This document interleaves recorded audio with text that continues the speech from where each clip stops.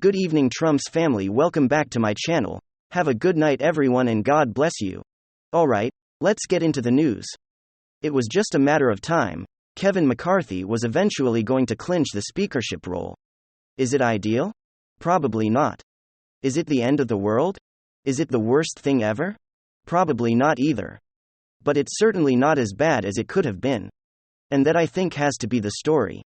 The Democrat media is focused on all kinds of nonsense. They're crafting their narrative. I've spoken to a bunch of different people in my personal life who have asked me what's going on with the whole Kevin McCarthy thing. It seems so dysfunctional. The media is making a big deal about it. But when I explain to them that it's just a healthy debate, and we're seeing conservative representatives finally actually stand up for their constituents, challenging the Republican old guard, rather than kissing the ring and co-signing anything that the neocons want, when I explain to them that it's just democracy at work. It's a healthy, good thing. Most people seem to get it. I said something a couple seconds ago, very purposely, it's not best case scenario, but it's certainly not as bad as it could have been. In fact, it might end up being quite productive specifically because of those 20 brave Republican GOP holdouts. At the end of the day, those 20 Republicans, in my opinion, should be considered heroes because they achieved something that we haven't seen in 100 years since 1923. And the end result of their heroism, their courage to stand up and do the right thing, is a whole lot of good. Let me show you guys exactly what I mean. Let me show you guys exactly why it was so important for these 20 Republicans to stand up and fight. Alright, folks, so take a look at this from the Daily Mail. Kevin McCarthy's concessions that want him a pocket full of votes, but could give him a giant headache if he becomes Speaker. Kevin McCarthy's concessions to a group of arch-conservatives has won him 15 votes and may be counting, while also likely ensuring future headaches for fights, Senate clashes, and perhaps even a crisis over whether the U.S. goes into default. The final concessions that Kevin McCarthy negotiated were enough to bring over a group of fellow elected lawmakers who had voted against him repeatedly on 12 successive votes. Amid the prolonged televised spectacle, they got nearly everything that they asked for beyond subcommittee gavels that other members of the conference rejected as an unfair boost, although McCarthy still wasn't able to prevail on his 13th vote to elect him as Speaker. But here are the concessions. Rules Committee representation. Members of the conservative House Freedom Caucus got commitments to be added to the Rules Panel. Committee exerts tremendous power by setting the terms of the debate but usually operates as a tool of the Speaker. It traditionally has a 9-to-4 ratio, so the majority never loses with more representation. The Conservatives will be able to help allow for floor amendments on policy issues and messaging opportunities from abortion to government spending. The second concession: single members can vote to, quote, vacate the chair. If McCarthy thought overcoming a band of holdouts was tough this week, things could get even harder if he becomes Speaker. A single member would get to move to vacate the chair. This reverts prior procedure which Freedom Caucus to threatened former Speaker John Boehner. McCarthy had already agreed to a 5-vote requirement to make the motion, which sets up essentially a vote of no confidence in the Speaker, and agreed to lower it to a single lawmaker. A single lawmaker can now call for a vote of no confidence against the Speaker of the House. Hard line on debt limit. McCarthy has agreed to take a hard line on increasing the statutory debt limit, which Congress must lift to accommodate spending that it is agreed to through appropriations. Lawmakers weren't direct about the exact deal. One of the holdouts, who flipped Representative Ralph Norman, had demanded a very tough line. Is he willing to shut down the government rather than raise the debt ceiling? That's a non-negotiable item, Norman said before switching back to McCarthy votes on term limits and border security. The holdouts reportedly got a pledge to get floor votes on term limits and border security. The former in particular could drive a wedge through the conference. McCarthy himself was elected to the House in 2006. This legislation would likely die in the Senate, where they would be subjected to a filibuster. Open primaries. The Conservative Leadership Fund, a packet backed by McCarthy, brokered a deal with the Club for Growth that will impact Republicans that join the House in the future. CLF committed to stay out of open primaries when a lawmaker vacates a seat that gives arch-conservatives a chance to prevail in a primary without getting pounded by a leadership, which sometimes weighs in on behalf of candidates deemed more electable. This is a huge, huge change, especially knowing Kevin McCarthy and Mitch McConnell's track record over the last 2 elections. Next up we have appropriations. McCarthy reportedly agreed to allow open rules on spending measures, which could lead to lengthy debates and efforts to zero out funding for programs unpopular with Republicans, but the votes can also give Democrats weapons to use in campaign ads and may split GOP appropriators from Freedom Caucus members. According to Politico, the deal includes a commitment to bring up standalone appropriation bills. Conservatives loathe the omnibus bill that wrap multiple spending bills together when shutdowns loom. Passing individual bills is something both parties routinely try and fail to do by the end of the fiscal year. Discretionary spending cap and other concession as a cap on discretionary spending. CNN reported although spending levels are usually negotiated by both chambers and get influenced by the president's budget requests, weaponization of DOJ and Select Committee on CCP, Republicans are girding to take on the Biden administration, and the rebels forced a commitment to set up a committee on the weaponization of the government. The idea had been floated as a subcommittee on the House Judiciary Committee.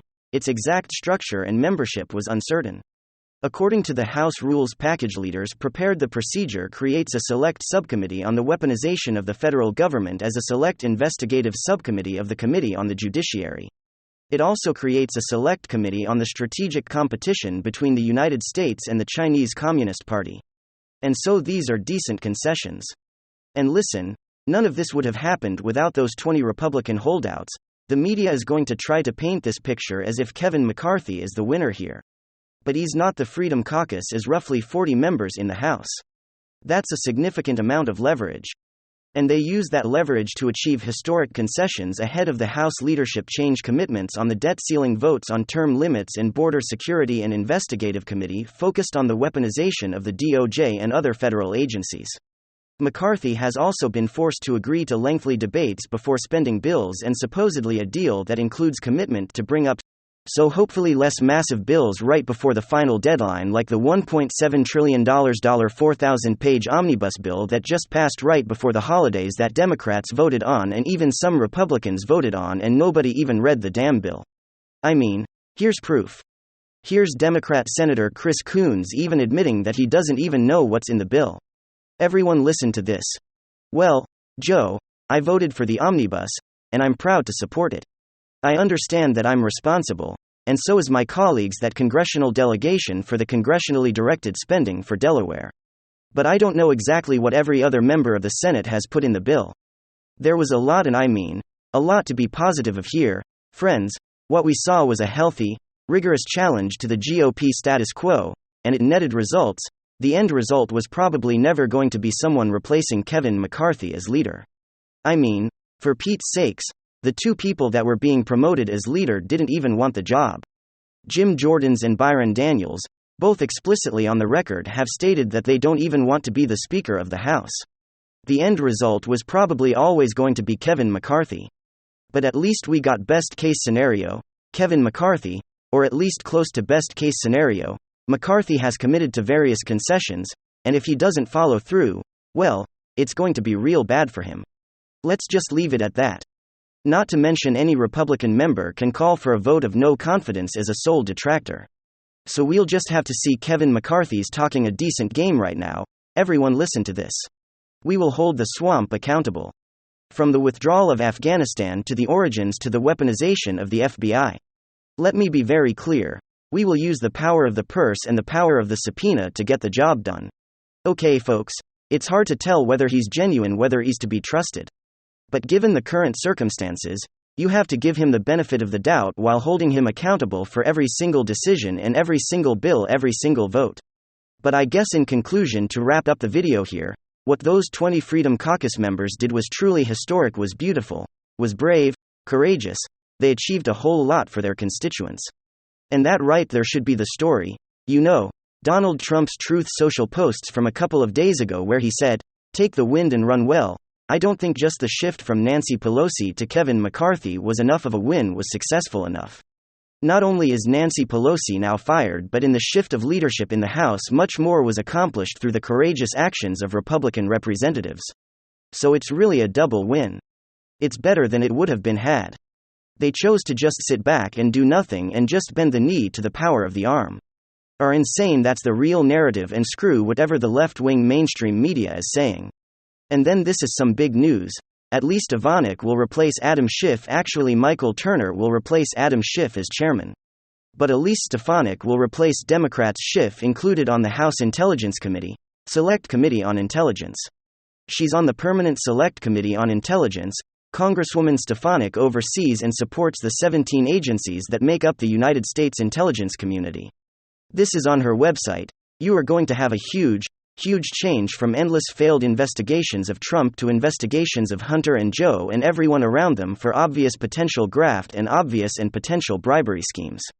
Okay, you can look at the emails that show clear breaking of the law. How can you use your influence on the company's behalf as one email I give 10% to the big man is? Another email isn't that verbatim. But you have 150 financial transactions investigated by the financial institutions. And you have Hunter on Air Force to flying around the world with Joe. The money flow in the fact that you have a laptop from you nowhere. And the fact that the truth about the laptop, about the emails, about the money transfers, was hidden from the American public by Twitter, government agencies and media will now be released and revealed. Okay, we're going to have Elise Stefanik, who is fantastic. She is a rising star within the Trump Republican political party. The Republican Party is a Trump Republican Party. I don't understand also. I just was reading one article from a libertarian in Newsweek, a top voice within, and they said, well, he's not a fan of Trump, who is more of a libertarian in terms of the Republican Party than Trump. You can say Rand Paul, you could say others obviously. But he is the anti-endless military quagmire president, he's opposed to the Lincoln Project foreign policy. So that's a pretty good principle to uphold. Okay, we have record low poverty under Trump in 2019. And so what I don't understand, I don't get the critique of Trump from a lot of people who say, well, he's not this, he's not that, he doesn't have principles, or he's not committed to ideals. It's like, well, what do you call the Doha Agreement getting us out of our longest-running military conflict, and Biden completely botching that those 13 Americans should be alive today? But I want to read you this. Within the context of Adam Schiff is no longer chairman. Democrats will no longer investigate Trump and find nothing as always. Trump Republicans will investigate Joe and Hunter, impeach Joe on felonies, potential felonies. Okay. They couldn't find a felony twice. They impeached Trump. They couldn't find a crime. You can easily find numerous crimes. Okay. All you have to do is look at those emails and look at the transfer of hundreds of millions of dollars. Not difficult. Okay. The emails went when Democrats type an email, it's a national security risk, a concern. But anyway, loyalty to Trump catapults Elise Stefanik into Republican stardom. This is Reuters. This is a May 11, 2020 article. 1 Love how Reuters or the Associated Press never writes loyalty to Biden or loyalty to Democrats. Catapults AOC to stardom. You will never find that article. You will never find that, and don't spoil the rebuttal as well. But no, she's the far left. No, she's not. AOC couldn't even write a letter condemning the never-ending military conflict in Europe. She couldn't even vote on the House floor for Medicare for all. Do you understand the racket? And the media is part of it. Loyalty to Trump catapults. You mean critical thinking skills when she defended Trump for not committing a crime in 2019? And then they say, well, it's not impeachment isn't for crimes. It's a political statement. You couldn't find a crime you accused him of being. This is this person who breaks the law.